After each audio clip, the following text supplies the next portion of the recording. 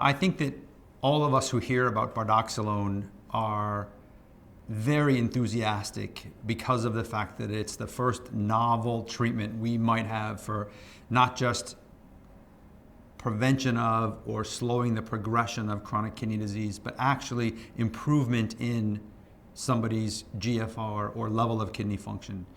We've known for a very long time that inflammation and oxidative stress play a role in progressive loss of kidney function, but we have never had anything that can interact with and inhibit the inflammatory downstream problems the way that bardoxolone does in a safe way.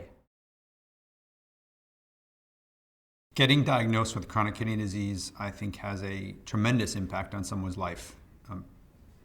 The instant that a physician tells you that you have chronic kidney disease, people immediately start to worry that what does this mean for my future? What does it mean for, am I going to need dialysis? Am I going to need a transplant? What's going to happen to me?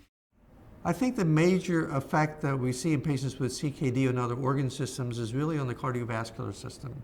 And these are people at extraordinarily high risk for cardiovascular disease. Kidney disease in and of itself increases that risk, diabetes increases that risk, and the combination is really quite astounding at how much it increases cardiovascular risk. Unfortunately, despite significant advances in the care of the patients with chronic kidney disease, we have managed over time to, at best, arrest the progression, that is, prevent the kidneys from getting worse, but have not had any strategies or therapies that reverse that process. That means improve their kidney function and take them to earlier stages. The challenge right now is that we just don't have very much. We essentially can tell people one of a few things. We have to control your blood pressure. We have to use sort of a specific class of medicines called ACE inhibitors or angiotensin receptor blockers. Right? And if you take these medicines, we think this might slow down how fast you lose kidney function. But as you and I know, that's not a real comforting answer. It's not great to tell someone, you're going to get worse, but we hope that you can get worse slower.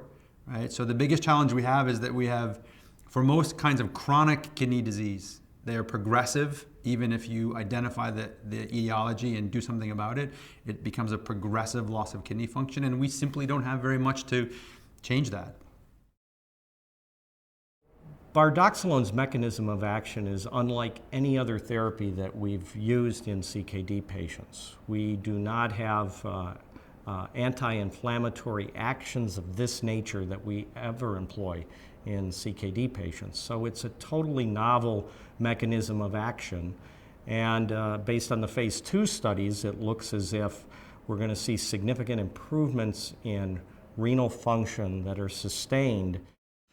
What we know from the data we've seen so far with bardoxolone, what makes it so unique is that it has a potent anti-inflammatory effect, it has a potent antioxidative stress effect, and it affects not just the short-term GFR or functioning of the kidney, but the long-term risk of losing progressive kidney function. So to me, bardoxolone's the first really major novel thing to happen for kidney disease in a very long time. Well, I think that this new study that's just been published shows that the drug bardoxolone increases GFR quite substantially. And so this may have profound effects in decreasing the rate of progression or maybe even halting the progression of the fall in GFR that would lead somebody to go on to dialysis or require transplantation. If the BEACON trial with bardoxolone methyl, the phase 3 pivotal registrational double-blind placebo-controlled trial is successful, it absolutely changes the future of treatment of chronic kidney disease. For the first time, we'll have a drug that is shown to make kidneys get better and hopefully prevent their deterioration over the long term. I think it instantly changes the game for people with certainly diabetic kidney disease.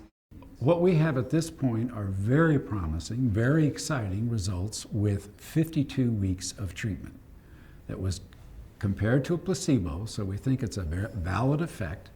However, the big question, the important question for all the patients who potentially would be treated, the important question is whether this really matters in the long term. Will this stop the progression of their kidney disease? Will this, in fact, keep patients away from the dialysis machine? a very important question. We don't know the answer to that, and that's why the larger Beacon study, as it's called, a phase 3 study, that's why that study has now begun to try to answer the very important question, what is the clinical benefit of this treatment?